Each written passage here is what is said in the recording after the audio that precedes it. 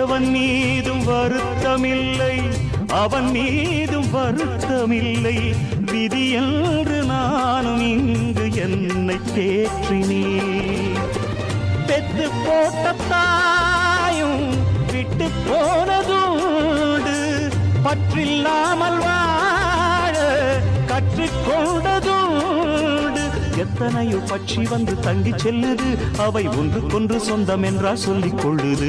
நான் பிறந்தது தனியா, மண்ணில் வளர்ந்தது தனியா, பிழைப்பது தனியா, உடல் உழைப்பது தனியா.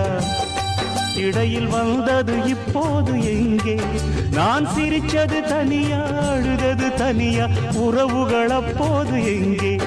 பாய் விரிச்சது தனியா, படுத்தது தனியா, வரவுகள் அப்போது எங்கே?